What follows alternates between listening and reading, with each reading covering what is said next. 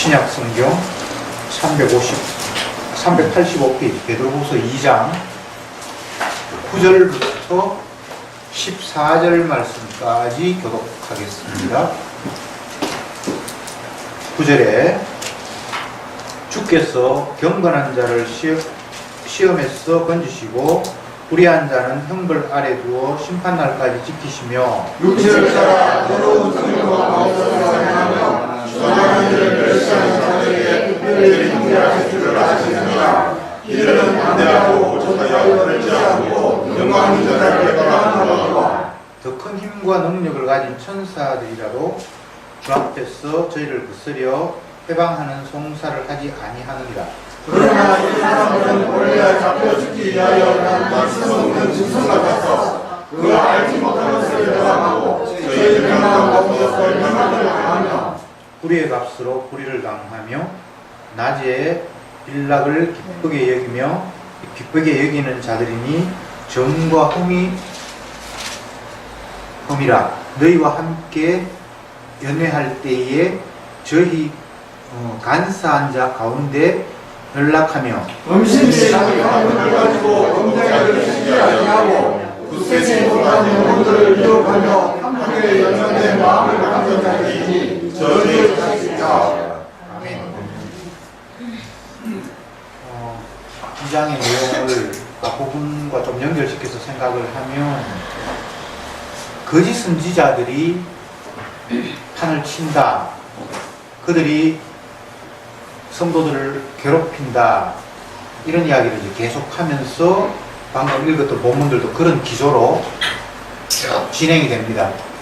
경건한 자는 하나님께서 시험에서 건지고 오늘 9절에서 불의한 자는 계속 악한 쪽으로 나아가도록 주님께서 버려두셔서 얼마나 완악한지를 계속 말씀 끝까지 지금 이야기를 하고 있습니다.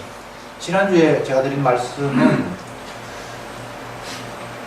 반드시 세상이 악한 자들이 성도들을 집어삼키려고 하는 그런 구도가 형성이 되어 있다라고 말씀을 드렸습니다. 지난주에 김 집사님 금요일에 오셔서 제가 이런저런 이야기를 하는 가운데 제가 한번 다시 강조해서 말씀을 드린 것이 세상 사람들, 복음을 알지 못하는 사람들이 말을 할 때는 그 사람에게 틀린 말도 있고 맞는 말도 있다고 생각하지 말고 복음의 광채를 가리는 사람으로 내 앞에 서 있다라고 인정하면 틀림이 없다. 심지어 교회 다니는 사람도 뭐 어떤 건 맞는 거 같고 어떤 건 틀린 거 같고 그 맞는 거 같은 게 맞는 게 아니에요. 잘못된 바탕에 지금 그 이야기를 성경에 나타난 유사한 이야기를 하기 때문에 그것도 지금 복음의 광채를 가리는 쪽의 이야기를 내뱉고 있어요. 그래서 십자가의 복음을 모르는 사람들은 어떤 말을 해도 그게 복음의 광채를 가린다고 판정을 해야지 저 사람이 잘은 모르지만 저 말은 맞고 이 말은 틀리네 그런 식으로 생각하면 오히려 혼란이 없다. 제가 그런 말씀을 드렸습니다. 그런 기조로 오늘 말씀을 다시 한번 봅시다. 9절에 주께서 경건한 자는 시험에서 건지시고 요 말만 이제 성도에게 해당되고 나머지 다 불신자들에게 해당되는 말을 쫙 했습니다. 성도는 어떤 환경에 있어도 주님께서 건져내요. 더 이상 그곳에서 빠져서 헤매지 못하게끔 건져낸다는 말도 맞고 지키신다는 말도 맞고 어쨌든 성도는 어떤 환경에 있어든 심지어 불구덩이에 들어가도 뭐 다니엘의 새 친구처럼 그렇게 들어가도 상관이 없어요. 하나님께서 함께 하시니까. 그렇지만 성도 아닌 사람들은 그 온갖 사탄의 유혹 아래 이리 치이고 저리 치이고 한다는 이야기를 계속 쫙 하고 있습니다. 10절에 건지시고 그 다음에 9절에 불의한 자는 형벌 아래 두어 심판날까지 지키시며 형벌 아래 두었는데 심판날까지도 지켜요. 그냥 말 끝나고 죽이 뿌리는 게 아니고 심판할 때까지 계속해서 그들이 그 기조로 불의를 계속 행하도록 계속해서 주님께서 끌고 다니신다는 거죠. 이게 더 무섭잖아요. 그죠? 차라리 이스라엘을 괴롭힌 바벨론들을 하나님이 금방 심판해버리면 끝날 텐데 바벨론은 금방 멸망하지 않거든요. 한참 동안 전 세계를 장악하고 번성하는 시대가 꽤 흘러간단 말이죠. 그럴 때 성도들이 혼란이 일어나잖아요. 저들은 하나님께서 벌하신다고 그랬는데 승승장구하네. 멸망할 때까지 주님께서 지키십니다. 때가 될 때까지. 이스라엘 백성들이 애굽에서 벗어나서 광야를 통과하고 가나안 땅에 들어갈 때에 모세를 통해서 하나님께서 하신 말씀이 너희들이 가나안 땅에 들어가면 거기 있는 족속들, 히위 족속, 기르가스 족속, 뭐 여러 가지 7 족속이 있는데 그들을 한 사람도 남기지 말고 어린아이, 뭐 여자 할 것 없이 다 진멸해버려라 라고 말씀하시면서 하신 이야기가 그들의 재앙이 관영할 때까지 내가 남겨뒀는데 꽉 차면 심판할 때가 됐기 때문에 너희들이 들어갈 때는 그 죄가 관영했기 때문에 그들을 처벌해야 된다. 그러니까 하나님이 심판할 때도 때가 무르익어야 돼요. 아무렇게나 하나님께서 심판한 게 아니에요. 세상을 심판할 때도 점점 완악함이 천장까지 꽉 찰 때, 목까지 꽉 찰 때 하나님께서 세상을 완전히 다 갈아엎어 버리거든요. 그래서 갈수록 세상은 발전하는 것이 아니라 죄로 점점 더 채워져가요. 옛날에도 죄가 없었던 건 아닌데 그때는 아직 하나님께서 봐줄만 해서 아직 완전히 심판할 때가 안 됐으니까 봐주는데 점점 죄가 관영해서 가득 차면 이제 끝이 나는 겁니다. 이게 우리의 상식이 아니고 하나님이 약속한 바가 그래요. 약속한 바가. 그래서 철저히 주님이 무엇을 약속하는가를 계속해서 관심을 가져야지 내 어줍지 않은 상식과 판단을 가지고 이게 일이 이렇게 되니까 앞으로 이렇게 되지 않을까라는 그런 섣부른 예단은 안 됩니다. 성경에 무엇을 이야기했는지, 하나님이 어떻게 심판하시겠다 했는지, 그 계속해서 하나님의 약속에 머물러야 돼요. 그렇게 되면 누가 약속과 다른 이야기를 하면 그건 마음고 네 생각이고 이렇게 가볍게 넘기면 돼요. 근데 우리가 하나님의 언약을 생각하지 않고 나도 내 이성으로 그 사람 말이 맞나 안 맞나 판단하다 보면 같이 말려가요. 그분도 선악과 따먹은 죄인이고 나도 선악과 따먹은 죄인이니까 선악적인 관점으로 이야기할 때 나도 모르게 끌려간다. 그럴 수도 있겠다. 근데 언약적인 관점에서 보면 전혀 그건 하나님 약속과는 거리가 먼 이야기죠. 어떤 사람이 가룟 유다를 지옥 보내면 안 된다 라고 말하면서 그가 편 논리가 예수님 십자가에 죽는 것이 하나님 뜻인데 그 하나님 뜻에 결정적인 기여를 했다는 거예요. 가룟 유다가. 근데 그런 사람이 결정적인 기여를 한 사람이 지옥 가면 되냐라고 이야기하는 거예요. 그게 선악과 따먹은 논리예요. 근데 성경에 보면 그는 차라리 나지 않아야 했다면 좋았구나. 그래서 저주받은 인생이라고 성경이 이야기하면 그렇게 성경의 논리를 따라가야 되는데 내 상식으로 주님이 이래 큰 기여를 했으니까 그는 좋은 나라가 아니다. 이거는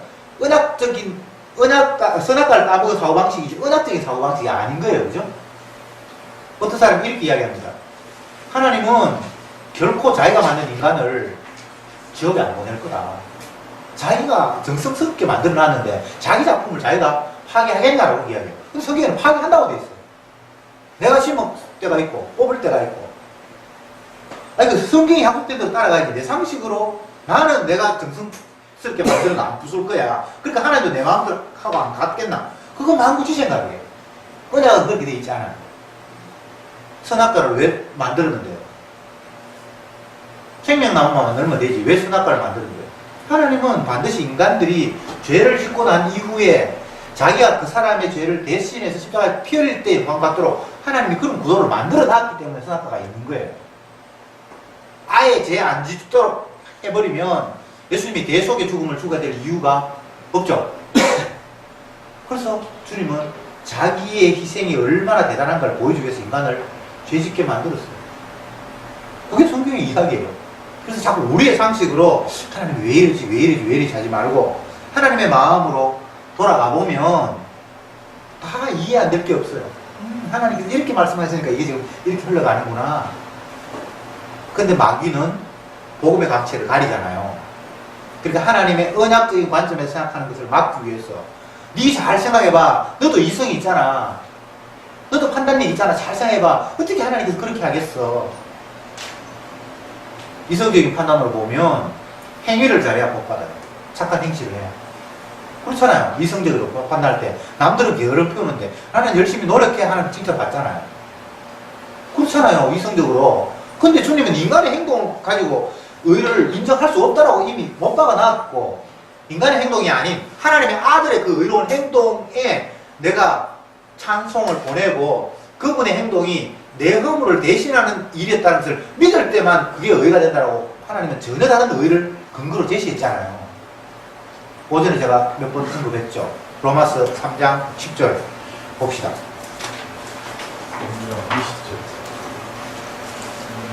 로마서 3장 10절 같이 한번 읽어봅시다. 로마 3장 20절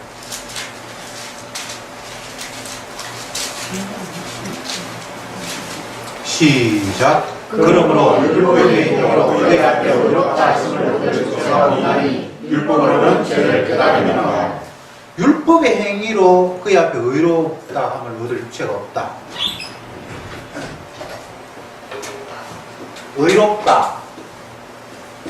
의롭다는 것이 하나님의 언약을 접어둔 채 인간적인 이성으로 생각을 해보면 의로움은 내 행동과 반드시 관계가 있었잖아요.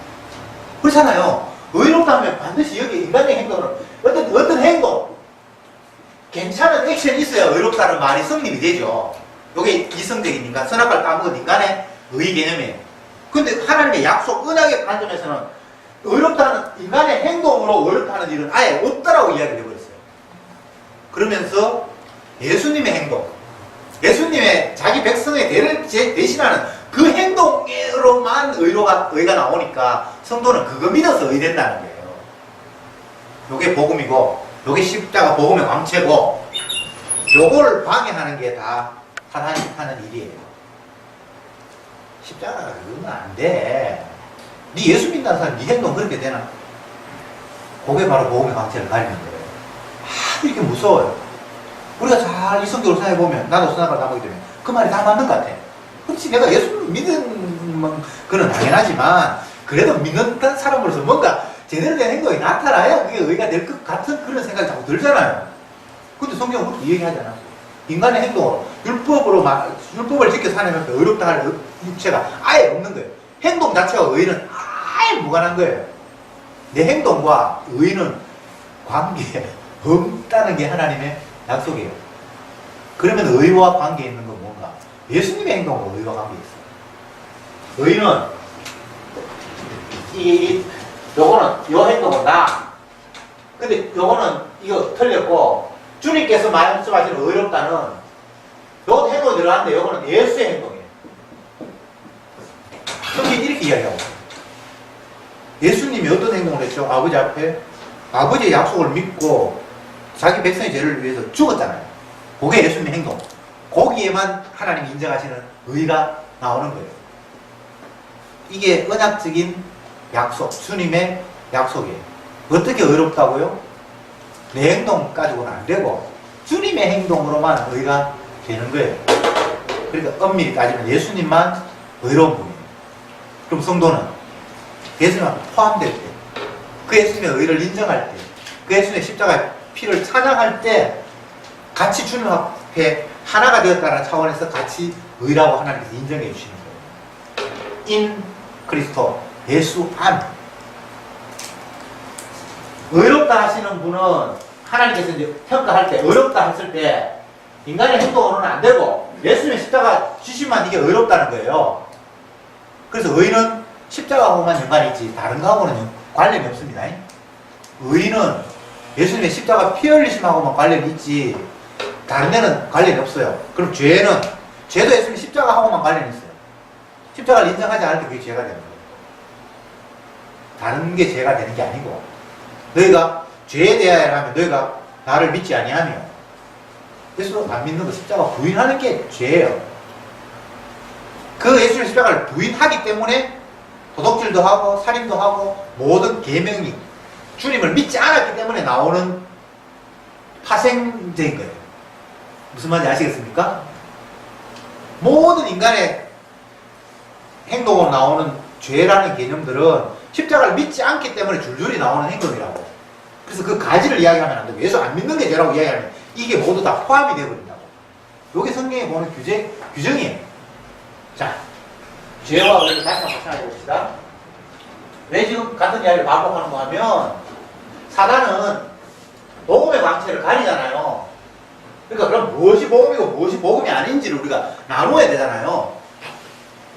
죄, 의, 이 모든 개념이 다 성경에서는 예수님의 십자가하고만 관련이 있어요. 내 행동하고는 아무 상관이 없습니다. 주님의 십자가 지심, 십자가 지심을 인정할 때는 그게 의가 되고, 그거 인정하지 않으면 죄가 돼요. 근데 이 예수님 십자가를 인정하지 않아서 죄가 되는데, 여기에서 뭐 십계명에 어기는 거, 살인, 도덕질 이게 다 나오는데, 결과적으로 도덕질 자체가 문제가 아니라 예수님 십자가를 믿지 않았기 때문에 파생적으로 이렇게 모든 죄가 나오는 거예요. 살인, 미움, 도덕질 전부 다가. 그래서 자꾸 가지를 붙들고 너 왜 도덕질 하냐, 도덕질 하지 마라, 이렇게 해서 죄에서 벗어나서 의가 되는 방법은 없어요. 왜 도덕질 했습니까? 십자가를 인정하지 않았기 때문에, 주님을 믿지 않았기 때문에 나오는 파생적인 행동이에요. 그래서 도덕질 했다라는 것으로 나중에 따지는 게 아니라 네가 예수 안 믿었네, 이렇게 따지는 게 성경의 규정이라 이 말입니다. 아시겠습니까? 만약 도적질 했는 걸로 따지고 간음한 걸로 따지다 보면 우리가 어떤 오류에 빠지는가 하면, 옛날에는 분명히 내가 간음을 했어요. 바람도 피웠어요. 근데 이제 참자. 바람 안 피워야지. 그래 놓고는 본인 스스로가 이제는 죄 안 지었다고 생각하는 거예요. 여전히 예수 안 믿는 상태인데. 그런 오류에 빠지겠죠. 그죠? 그게 사단의 유혹이에요. 그래서 계속 사단은 근본적으로 십자가와 연결된 거, 복음의 광채 십자가를 가리기 위해서 십자가는 이야기하지 않고 그 밑에 있는 계명을 가지고 해라, 안 했네, 잘했다, 계속 엉뚱한 거 붙들려고 그 위를 못 보게 만드는 거예요. 아이고 네가 잘했네, 착하다. 그럼 마치 자기가 의인이 된 것처럼, 십자가 안 믿으면 죄인인데 그 착함 자체가 무엇을 하면 잘했는 것처럼, 또 안 하면 그게 잘못됐으니까 그거 이제 앞으로 하도록 노력해야지, 자꾸 방향이 다른 쪽으로 흘러가요. 로마서 핀 채로 3장 28절 다시 봅시다. 로마서 3장 28절 시작. 그러므로 사람이 의롭다 하심을 얻는 것은 율법의 행위에 있지 않고 믿음으로 되는 줄 우리가 분명하노라. 사도 바울이 너무 유명하게 이야기했어요. 행위로는 율법 의가 안 되고 믿음으로 된다. 이거 뭘 믿습니까? 예수님이 십자가 지셔서 의롭게 되다는 그거를 인정하는 거예요. 그게 믿음이라는 거예요. 그게 의가 된다는 거예요. 그래서 의인이 만들어지는 것은 내 행동과 상관이 없고, 예수님의 행동을 믿을 때, 예수님의 십자가 피를 믿을 때 의롭게 되는 것밖에 없는 거예요. 이게 쉬운데 안 믿는 사람은 어려워. 뭐가 그래 복잡하노? 안 믿으려고 복잡해요. 믿으면 간단해. 내 행동은 의롭게 안 되고, 예수님의 십자가 행동 그게 의인데 내가 그걸 믿을 때 내가 예수 안이 되고 예수에 포함되고, 예수님이 의인데 아버지 앞에 십자가를 심으라고 해 의가 됐는데 내가 그 안에 들어갔으니까 자동적으로 의가 되는 이런 구도를 성경이 이야기하는데, 이거 믿는 사람은 하나도 안 어려워요. 근데 이게 안 받아들이는 사람은 뭐가 그래 복잡하노? 머리 나쁜 사람 예수 믿겠나? 안 어려운데. 어렵잖아. 어려운 게 아니라 주께서 그들을 못 믿게 하셨고, 그러니까 마귀가 그에게 작동을 하니까 이해가 안 되는 거예요. 너무 복잡해요. 그들에게는. 그러나 믿음 안에 들어오면 간단해.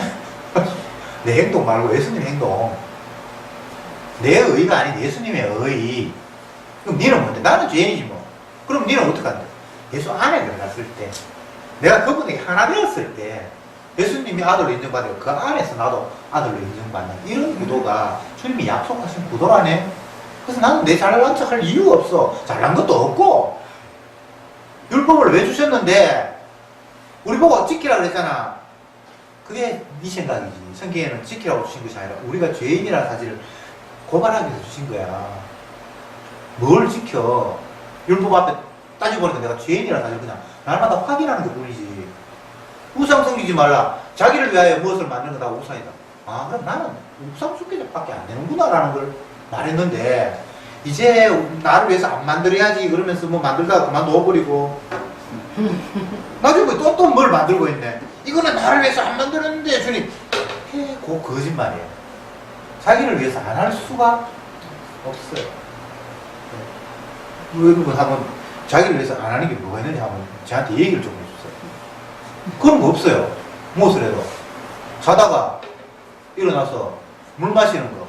예수를 위해서 물을 마셨을까? 아니지. 지가 목이 말랐으니까.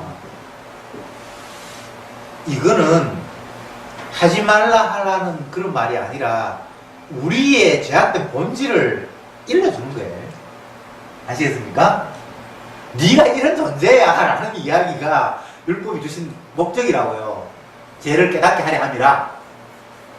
근데 마귀는 그렇게 이야기하지 않고 요거 하면 죄, 요거 하면 의가 되니까 순종하면 의가 되고 순종하지 않으면 의가 되니까 순종해라는 쪽으로 자꾸 우리를 유도하잖아요. 근데 성경에는 그렇게 돼 있지 않는데 모세가 십계명을 받고 이스라엘 백성들에게 하나님께서 이렇게 말씀하십니다. 순종하면 복받고 불순종하면 저주받습니다 라고 얘기해놓고 저 뒷부분에는 우리는 불순종하는 죄인이라서 결국은 다 멸망할 겁니다 라고 그렇게 결론이 났단 말이죠. 신명기 끝에 그렇게 돼 있어요. 모세가 이스라엘 백성들이 가나안 땅에 들어가기 전에 자기는 죽잖아요. 그러면서 그 안에 들어가 이들이 결국은 쫓겨날 걸 이미 알고 결론을 다 맺어놔요. 그건 어떤 의미입니까? 지키는 정도가 아니라는 거죠. 순종할 수 있는 게 아니라는 거죠. 우리가 본질적으로 얼마나 완악한 죄인인가를 확인하는 차원이라는 거, 그는 알았던 거죠.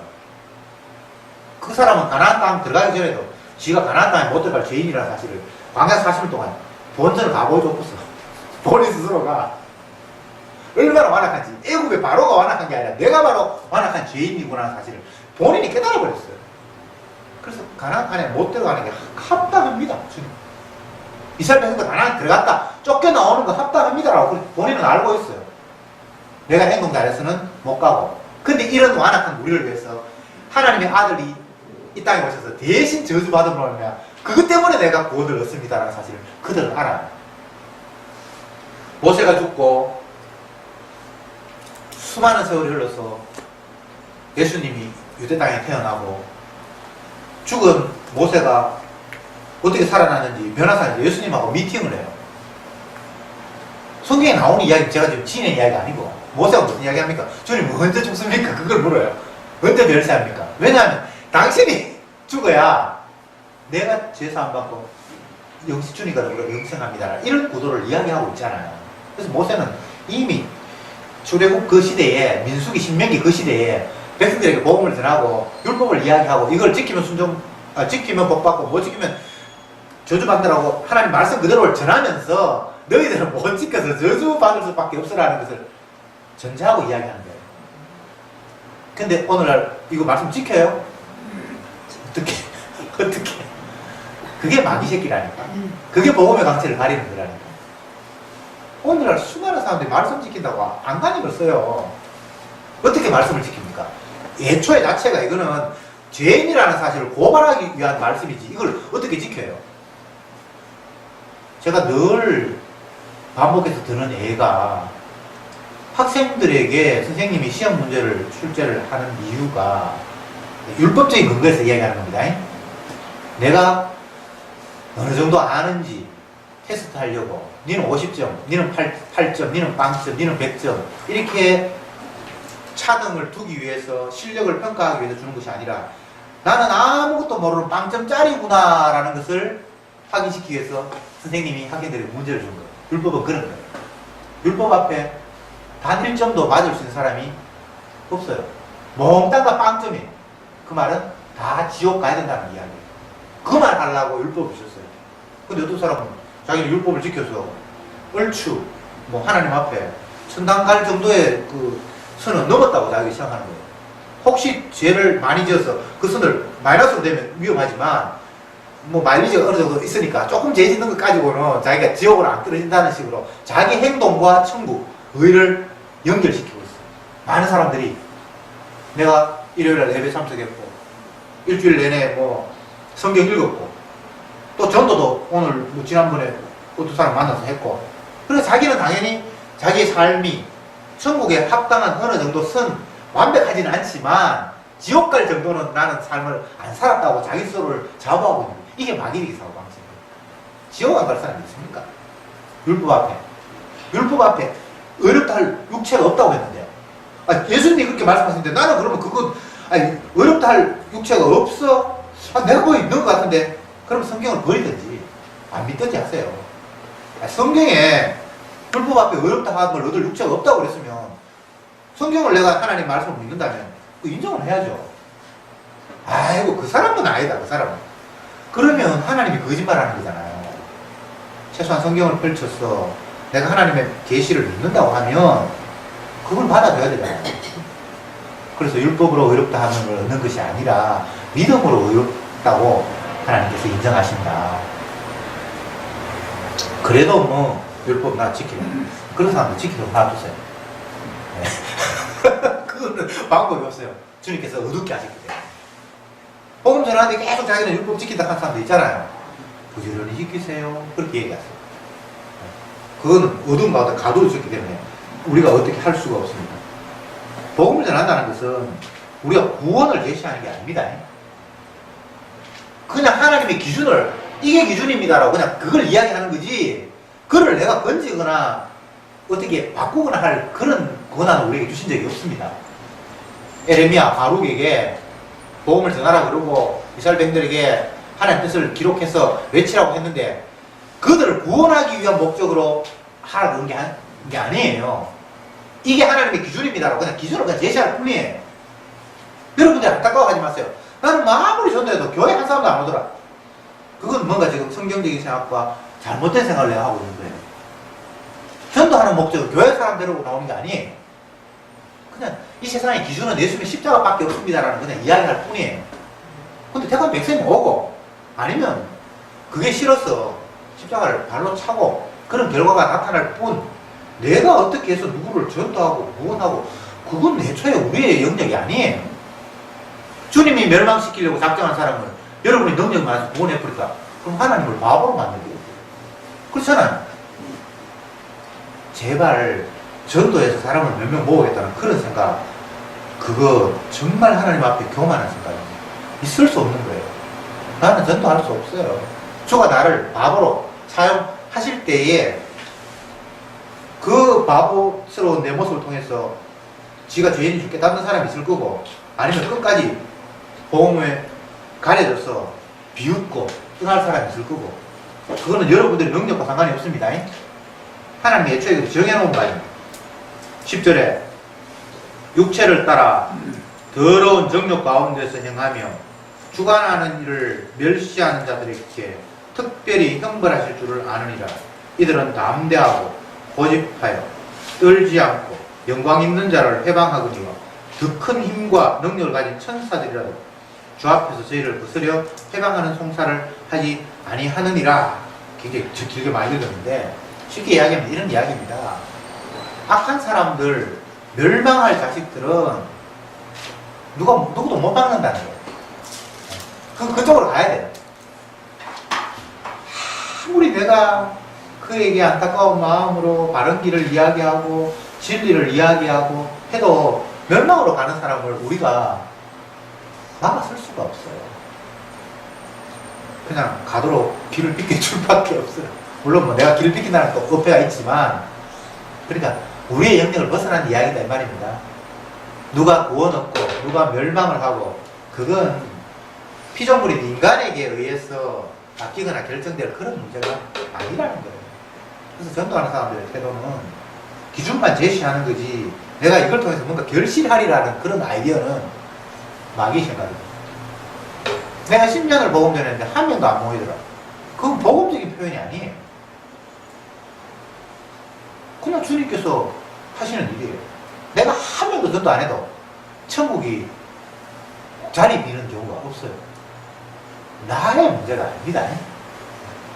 성도를 향해서 주님께서 일 시키시면 그 현장에서 내가 주님 앞에 끌려다니는데 내가 아무리 앞에서 알짱거리더라도 이것으로 인해서 주님의 일은 이루어질 것이 아니라 나와 전혀 상관이 없어 주님의 확인시키는 상황에서 우리를 그 현장에 두시는 거예요.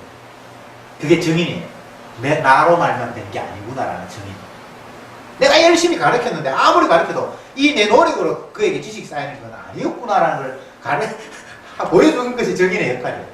그래서 정인은 주님만 다 하셨습니다 라고 고백 나오도록 주님께서 우리를 사용하십니다.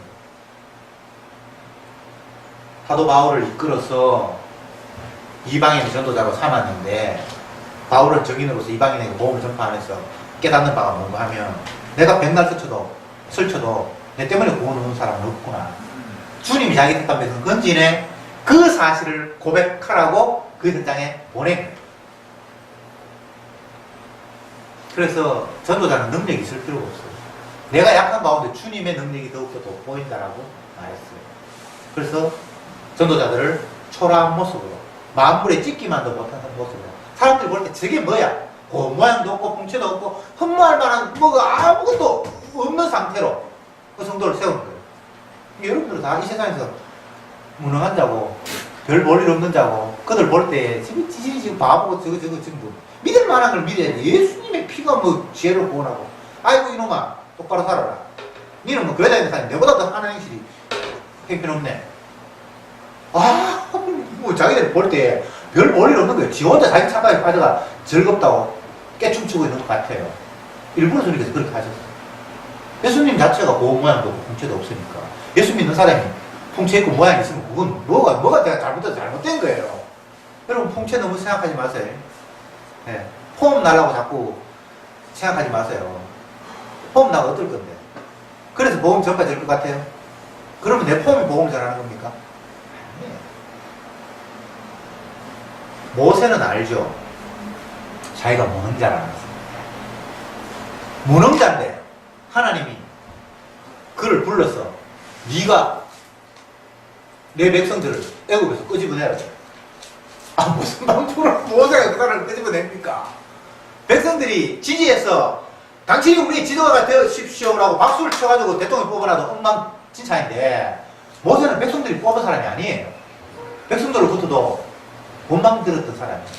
괜히 나서가지고 우리는 당신을 인정한 적이 없거든, 세운 적이 없거든, 입도 안 물고 가만히 있으세요. 우리는 여기 빠져나갈 생각 없어요. 그냥 이 땅에서 노예 대접 안 받고 그냥 평민으로만 살았으면 좋겠어요. 우리가 이걸 떠나서 가긴 어딜 가? 그게 백성들의 바람이었는데 모세는 지 혼자 내가 너희들을 지도해서 끄집고 나가겠다는 거예요. 백성들 입장에서 기가 찬 거예요. 모세 입장에서 기가 찬 거예요. 자기를 지지해도 될까 말까인데 아무도 지지 안 하는 사람들이 수석이 돼가지고 내가 그들의 리더가 돼가지고 인도에 나간다는 게 이게 애초에 말이 안 되는 거죠, 그죠? 근데 하나님은 그런 식으로 일한다니까요. 그래서 모세가 뭐 열재앙이 끝나고 난 이후에 6월절이 끝나고 난 이후에 출애굽하면서 바닷물이 갈라지고 뭐 광야에서 뭐 백성들이 원망하고 불기둥 구름기둥으로 인도하고 뭐 많은 일들을 겪는데 모세가 생각한 것은 뭔가 하면 아이고 나는 정말 머저리도 아니고 내가 뭐하라고 이렇게 앞서서 이렇게 하는지 스스로 나는 아무것도 아닌 가만떼기구나 가만이구나 그 생각을 계속해서 하게 돼요. 그러면서 상대적으로 주님의 약속이 이들을 이끌어가는구나. 불기둥 구름기둥이 주님이 인도하심이잖아요. 모세가 먼저 횃불을 들고 나를 따르라 그러면서 뭐 이수진 장군처럼 그렇게 하지 않아요. 모세를 왜 세워놨는데요? 모세가 지도자가 아니라는 사실을 이야기하기 위해서. 그러면 지도자 된 입장에서는 참 비참하겠죠, 그죠? 앞에 주님께 세워놓고 바보로 만드는 거예요. 바보로. 차라리 그가 뭔가 모험적인 행동을 해서 저 사람 살아야 돼 이렇게 되면 좋은데 그런 게 아니에요. 우리가 생각할 때에 정말 하나님이 나를 모세의 위치에 세우셔서 백성들이 나를 통해서 가나안 땅으로 가게 한다면 불기둥 구름기둥 인도하면 안 되고 모세가 가는 발걸음을 따라가도록 만들면 그건 좀 폼이 나요. 이리로 가야 돼 절로 가야 돼. 근데 하나님이 모세 세워놓고는 모세는 안 놔두고 엉뚱하게 지도자를 따로 만들어버리잖아요. 주님의 인도하시는 방법이에요. 왜? 자기 혼자만 영광받아야 되니까. 모세 영광받으면 안 되니까. 이거를 하나님이 약속을 통해서 말씀을 해놨기 때문에 이 말씀대로라면 성도는 세상에서 아무것도 아니에요. 정확하게 말하면 부정적인 모습을 보여주는 도구. 나는 아닙니다. 이스라엘에 왕이 있는데 그 왕은 나는 왕이 아니고 여호와 하나님이 왕입니다. 그 소리 하라고 이스라엘의 왕이 있는 거예요. 세상의 왕은 아니잖아, 그죠? 나를 따라. 내가 지혜롭게 너희들을 먹여 살릴게. 그런데 이스라엘 왕은 멍청해가지고 주님 이렇게 돌아갑니까? 매일 위만 쳐다봐도 만든 거예요. 그게 왕이에요. 처음에 하나님 왕을 안 줬잖아요. 왜? 왕이 계시는데 뭐 왕이 또 왜 필요합니까? 근데 자꾸 백성이 왕을 달라 그러니까 그러면 왕 해라 그렇게 세워놓고는 네가 왕 아니야 라는 거로 주셨다 이 말이죠. 이해가 됩니까? 네.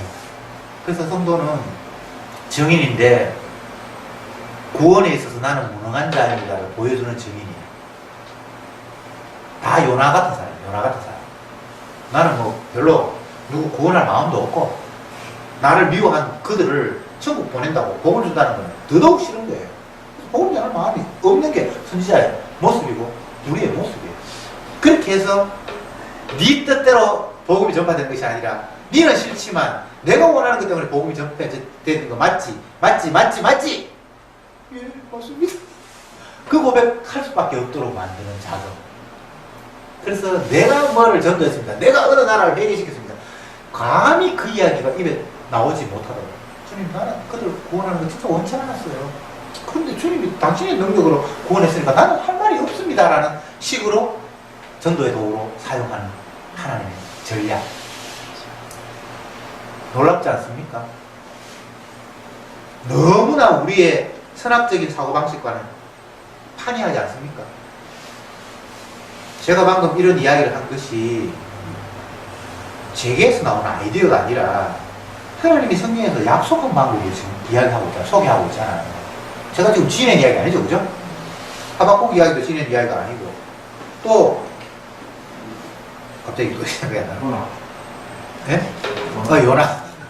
요나 이야기도 제가 지어낸 게 아니잖아요. 모세 이야기를 제가 지어낸 게 아니잖아요. 방금 이야기했던 이 이야기들이 성경의 하나님의 약속이잖아요.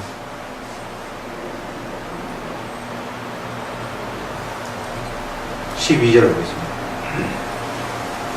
그러나 이 사람들은 본래 잡혀 죽기 위하여 난 이성 없는 짐승 같았어. 그 알지 못한 것을 해방하고 저희 멸망 가운데서 멸망을 당하며. 여기서 보면 재밌죠. 원래 그들은 어떻게 잡혀 죽기 위하여 난 짐승과 같은 그런 존재라는 거예요. 야, 정말 이 말이 잔인하죠. 원래 그들 그 멸망받을 놈들로 만들어놔서 그 짐승이야. 그 짐승 그 인간 아니야. 그런 이야기예요. 복음의 광채를 가리는 그것들 그거 인간 아니야. 그 원래 멸망받으려고 하나님께서 만들어놓은 마른 막대기야. 인권이요? 성경에는 인권 같은 거 없습니다. 주님의 자기 피를 자랑하는 도구가 있고 주님의 피를 모독하는 짐승 같은 멸망자가 있을 뿐이지 인권이 어쩌고 저쩌고 그런 말 없습니다. 인권이 어디 있어요? 마이가 이야기합니다. 하나님은 인격적인 하나님이어서 우리를 강제하시는 분이 아니고 우리가 결국 순종해야 돼. 어떻게 그런 거짓말을 하나니까 원치도 않은 것을 뛰어 끌고 가는데 그걸 강제하지. 왜 강제를 안 합니까? 베드로만 강제하는 게 아니에요. 모든 사람을 강제해요. 강제로 끌고 간다니까. 말을 안 들으니까. 근데 뭐 하나님께서 인격적으로 우리에게 순종하기 기다리고 그런 거 없어요. 순종하지 않을 수 없어서 순종하는 거예요. 쉽게 뭐 우리가 복종하는 그런 존재가 아니잖아요. 베드로뿐만 아니라 예수님의 제자들 얼마나 완악합니까? 모든 걸 다 보여줘도 하나님의 아들의 권능을 다 목격해도 안 믿잖아요. 그래서 강제로 그들을 끌고 가고 강제로 그에게 주의 영을 그 가슴 속에 침투해버리고 그 성령의 역사적으로 그렇게 하니까 뭐 억지로 끌려가는 거예요. 원치 않는 것으로. 내 속에 다른 내가 있다. 나도 바울의 표현이에요. 내 마음은 뭐 뒤쪽으로 가고 싶은데 나도 모르게 저쪽으로 가고 있다. 사도 바울의 표현이에요. 인간은 그런 거예요. 인간은 그런 게 아니라 성도는 그런 거예요. 성도 아닌 사람은 뭐 지 마음대로 끌려가기도 하고 아니면 사탄이 역사하셔서 하기도 하고 하지만 성도는 내 죄악된 욕심도 그 안에 담겨있고 성령이 강건하셔서 내가 원치 않은 걸 끌려가는 모습을 눈으로 똑똑히 보는 게 성도예요. 어떤 사람은 하나님의 마음과 내 마음 일치해서 기쁨으로 간다고 그렇게 이야기하는데 그런 거 아닙니다. 잠깐의 기쁨이 있어요. 그러나 대부분의 경우는 괴로워. 내가 하고 싶은 거, 육신의 정욕, 안목의 정욕이 나는 늘 뭐 음식도 하고, 음식도 하고, 그거 하고 싶은 마음이 있는데, 주님이 나를 그거와 점점 먹고 싶을 거 아니에요. 아까운데, 이러면서 끌려가는 게 성도의 운명이에요. 성경이 그렇게 기록하고 있어요. 기분 좋죠?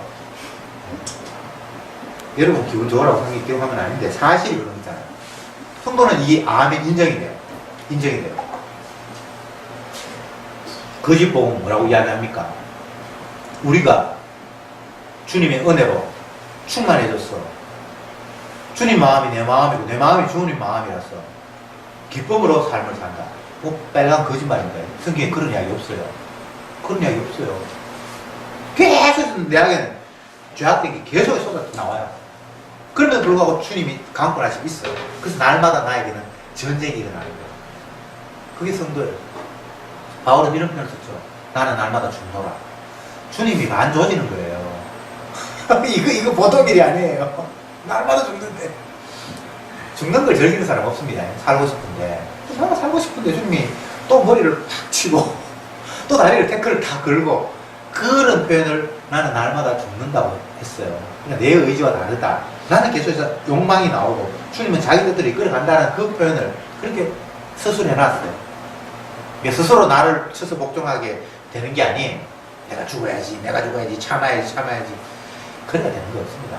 여러분은 못 참아요. 욕 티 나오고 아무리 마음 좋은 사람도 할아버지가 아무리 마음 좋아도 손자가 코를 보고 화낸다고 그러는데 그거 잘 표현한 것 같아요. 운전하면 본색 드러난다 그러잖아요. 앞에 차가 갑자기 끼어들고 가면 나도 모르게 쌍소리가 그냥 툭 나와버려요. 그 사람이 악한 게 본셈인데 드러나는 거죠. 극한 상황이 오면 내가 죄인이라는 사실이 등 뜨시고 배부르면 포장이 가능해요. 거룩한 척하고. 근데 극한 상황이 다 오면 남도 없고 아들도 없고 마음껏 집밖에 없어요. 안 그렇습니까? 성경이 그렇게 돼 있는데 성경이 그렇게 돼 있어요. 성경이. 그러니까 우리가 성경 말씀 보면서 주님 맞습니다. 내 죄인 맞습니다. 얼마나 홀가분합니까? 그걸 자꾸 아니라고 감추라고 하는 게 힘들죠. 감출 필요 없어요. 다 주님이 아는데. 인간들끼리는 조금씩 감춰야 될 필요가 있으면 제주고 감추십시오만 하나님 앞에는 감출 수 없잖아요. 사람들 앞에는 감추든지 말든지 그 여러분 알아서 하세요. 아무 중요한 거 아니니까. 또 사람들 앞에 너무 또 까발리면 상대가 감당을 못해요. 네. 그러니까 적당하게 알아서 눈치껏 그냥 하세요. 그러나 주님 앞에는 우리가 감출 수 없잖아요. 이런 존재입니다. 13절 불의의 값으로 불의를 당하는 낮에 맞습니까? 낮에. 네, 낮에 연락을 기쁘게 여기는 자들 정과 흠이라 너희와 함께 연락할 때에 제 간산 가운데 연락합니다.